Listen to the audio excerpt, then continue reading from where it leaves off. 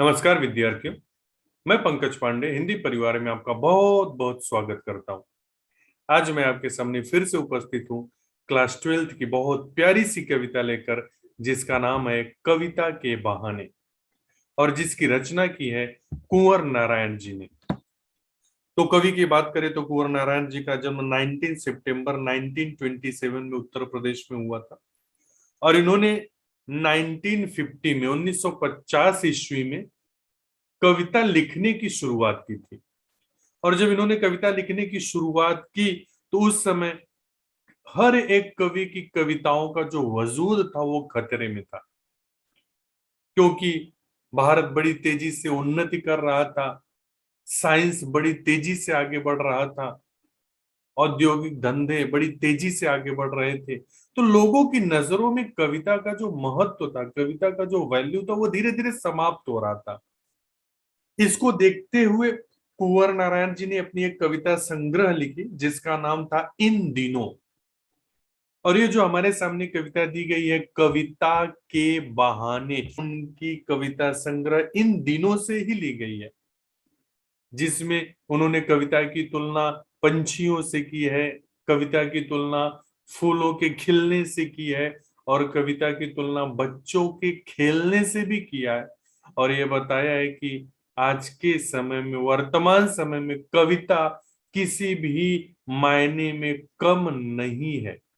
तो आइए शुरुआत करते हैं और देखते हैं कि कवि ने इस कविता में क्या कहा है। और उसके पहले मैं आपको बता दूं कि आप वीडियो अंत तक बिना स्किप किए जरूर देखिएगा, क्योंकि आज के वीडियो में हम एक्सप्लेनेशन के साथ साथ बहुत ही महत्वपूर्ण एमसीक्यू भी लेकर आए, जो परीक्षा की दृष्टि से आपके लिए बहुत ही महत्वपूर्ण है।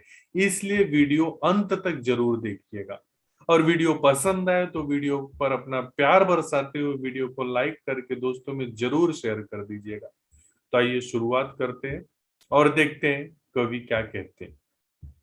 कवि कहते हैं, कविता एक उड़ान है चिड़िया के बहाने, कविता की उड़ान भला चिड़िया क्या जाने, बाहर भीतर इस घर उस घर, कविता के पंख लगा उड़ने के माने, चिड़िया क्या जाने। कवि कहते हैं कि कविता एक उड़ान है चिड़िया के बहाने। मतलब जैसे एक चिड़िया उड़ती है, जैसे एक चिड़िया की उड़ान होती है, वैसे कविता की भी अपनी एक उड़ान होती है। कविता कवि की कल्पनाओं की उड़ान है, कविता कवि की भावनाओं की उड़ान है। और कवि की कल्पनाएं, कवि की भावनाएं असीमित है। अरे चिड़िया तो एक बहाना है। कवि कहते हैं कविता की उड़ान भला चिड़िया क्या जाने। एक कविता की उड़ान को, एक कविता के उड़ने की कला को चिड़िया समझ ही नहीं सकती, चिड़िया जान ही नहीं सकती, चिड़िया पहचान ही नहीं सकती। क्योंकि चिड़िया के उड़ने की एक सीमा होती है। चिड़िया अपने दायरे में उड़ती है।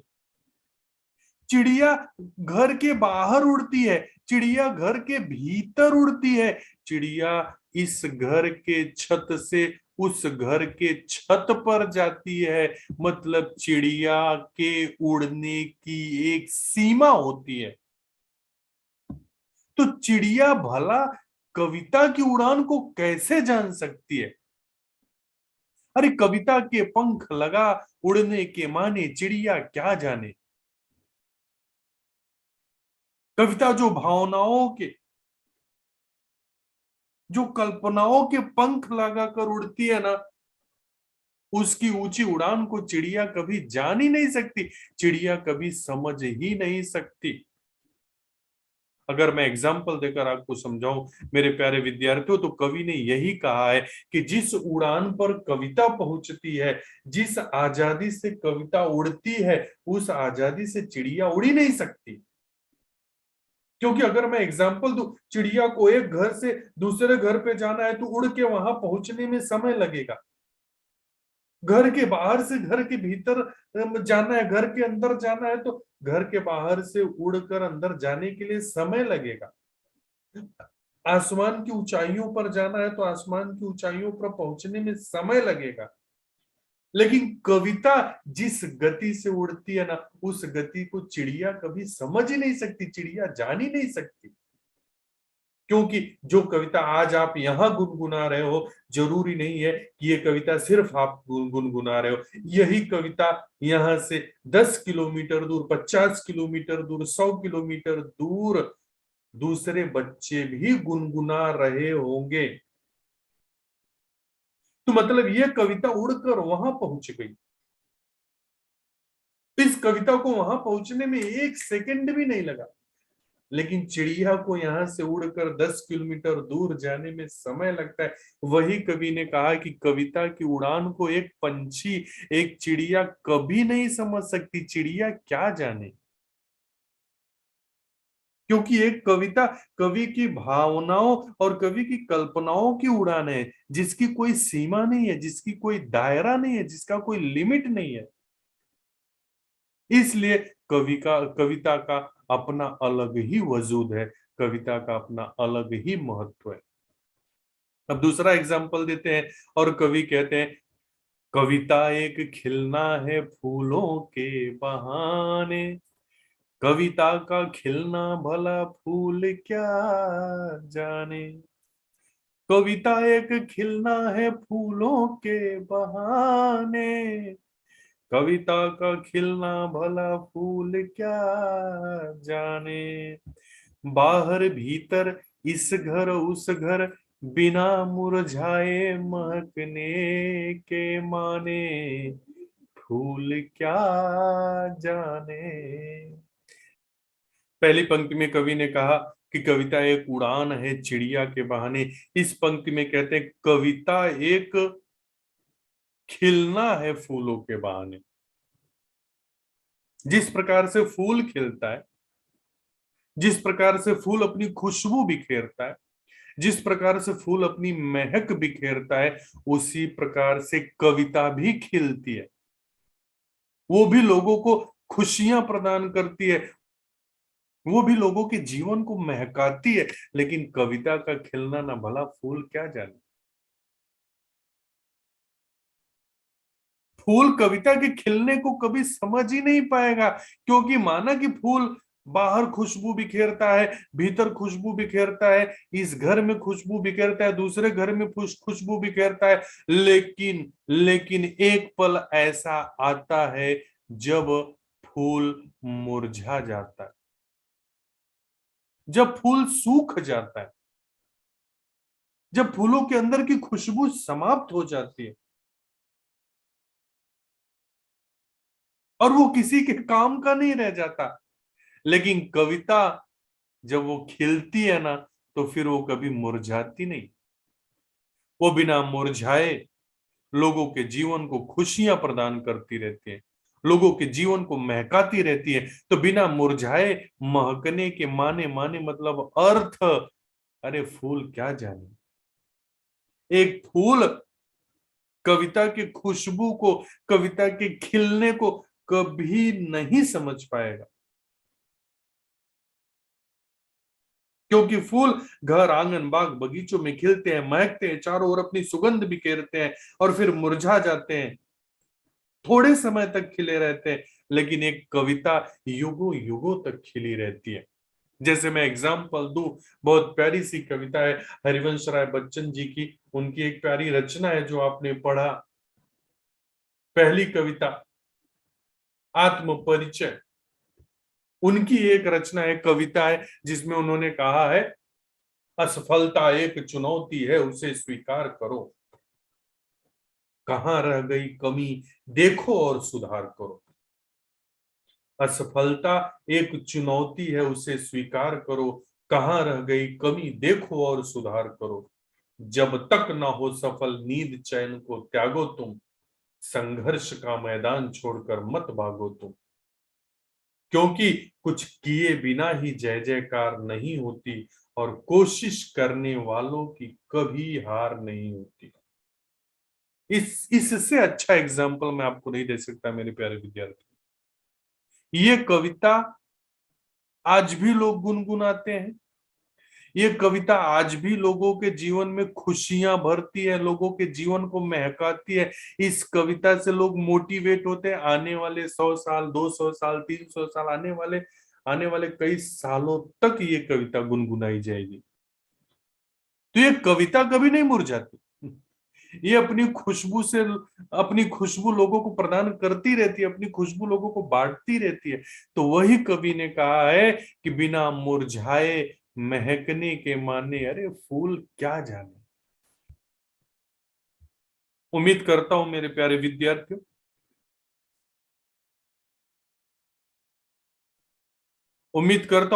विद्यार्थियों, इतना आपको समझ में आ गया होगा।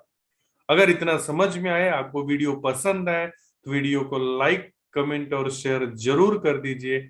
और अभी तक आपने चैनल को सब्सक्राइब नहीं किया है तो चैनल को सब्सक्राइब करके हिंदी परिवार की संख्या बढ़ाते रहिए। अपना प्यार दुलार हिंदी परिवार को देते रहिए। आइए अब हम देखते हैं आखिरी पंक्ति में कवि क्या कहते हैं। और आखिरी पंक्ति में कवि कहते हैं, कविता एक खेल है बच्चों के बहाने, बाहर भीतर यह घर वह घर, सब घर एक कर देने के माने, बच्चा ही जाने। पहले पंक्ति में उन्होंने कविता की तुलना की चिड़िया से, कि कविता भी उड़ती है चिड़िया की तरह।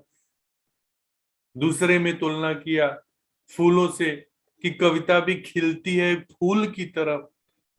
अब तीसरे में कह रहे कविता एक खेल है बच्चों के बहाने, कि जैसे बच्चे खेल खेला करते ना, वैसे कविता भी एक खेल है। और बच्चों के जिस प्रकार से तरह तरह के खेल होते हैं, अनगिनत खेल होते हैं ना, उसी तरह से जो कवि है वो भी कविता के शब्दों से खेलते हैं। कविता के अलग अलग शब्द ही कवि के अलग अलग खेल हैं, और वो उन्हीं शब्दों से खेला करते हैं।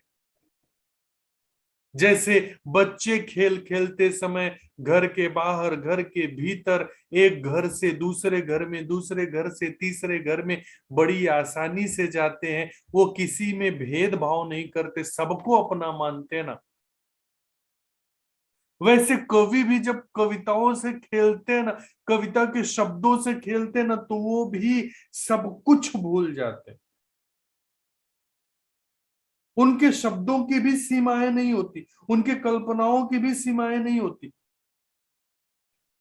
फिर वो अपनी कविता के शब्दों से खेला करते, अरे सब घर एक कर देने के माने, बच्चा ही जाने। जिस प्रकार एक बच्चा सारे घर को एक कर देता है खेलते समय, किसी घर को पराया नहीं समझता, किसी घर को बेगाना नहीं समझता, किसी के घर के अंदर जाने से डरता नहीं, वो सबको अपना मानता है। उसी तरह से कवि जब कविता की रचना करते हैं ना, कविता के शब्दों से खेलते हैं ना, तो वो पूरी दुनिया को एक समान नजर से देखते हैं।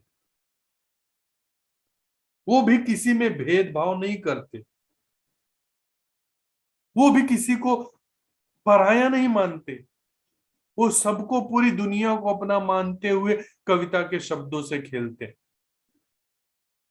इसलिए यहाँ कवि ने बच्चों और कविता की तुलना एक साथ किया, दोनों के एक समान बताया, क्योंकि दोनों की कल्पनाएं ना असीमित होती है।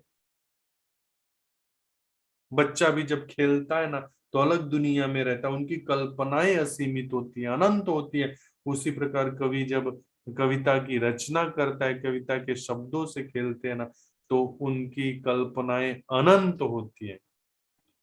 इसलिए कवि कहते हैं कि आज के समय में कविता किसी भी मामले में किसी से कम नहीं है। कविता भी उड़ती है, कविता भी महकती है, कविता भी खिलती है, और कविता भी खेलती है। इसलिए कविता को सम्मान दो, इसलिए कविता को प्यार दो, इसलिए कविताओं को नजरअंदाज मत करो। और मैंने आपको पहले ही बोला था कि हम बहुत ही इंपॉर्टेंट एमसीक्यू भी आपके लिए लेकर आए हैं। तो अब अगर मैं प्रश्न की बात करूं कि इसमें कैसे कैसे प्रश्न बन सकते हैं, तो सबसे पहला प्रश्न यही बनेगा कि कविता के बहाने कविता के रचनाकार कौन है। तो कविता के बहाने कविता के कवि का नाम है कुंवर नारायण। अब आपका प्रश्न कैसे में बनेगा वो मैं आपको दिखाता हूँ। कविता एक उड़ान है चिड़िया के बहाने, तो कविता किसकी तरह उड़ती है? तो कविता चिड़िया की तरह उड़ती है। कविता की उड़ान कौन सम नहीं जान सकता? कविता की उड़ान चिड़िया नहीं जान सकती। कविता क्या लगाकर उड़ती है? कविता पंख लगाकर उड़ती है। अगली पंक्ति से प्रश्न बनेगा, कविता एक खिलना है फूलों के बहाने, फूलों की तरह कौन खिलता है? कविता। कविता किसकी तरह खिलती है? फूलों की तरह। कविता का खिलना कौन नहीं जान सकता? कविता का खिलना फूल नहीं जान सकते। फूल किसका खिलना नहीं जान सकते? फूल कविता का खिलना नहीं जान सकते। इसमें से जब भी प्रश्न बनेगा तो ऐसे बनेगा। अगले प्रश्न अगले पंक्ति की बात करें तो कविता एक खेल है बच्चों के बहाने। तो बच्चों के बहाने कविता क्या है? बच्चों के बहाने कविता एक खेल है। कविता किसके बहाने एक खेल है? तो कविता बच्चों के बहाने एक खेल है। बच्चा क्या जानता है? सब घर एक कर देने के माने। सब घर एक कर देने के माने कौन जानता है? सब घर एक कर देने के माने बच्चा ही जानता है।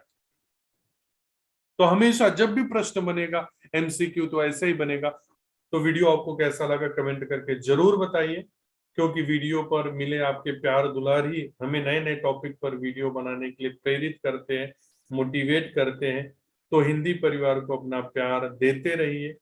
और अभी तक आपने चैनल को सब्सक्राइब नहीं किया है तो चैनल को सब्सक्राइब करके बेल आइकन का बटन दबा दे, जिससे आगे आने वाले वीडियो आपको जल्द से जल्द मिल सके। मिलेंगे हम नए वीडियो में नए टॉपिक के साथ, तब तक के लिए बाय बाय, टेक केयर।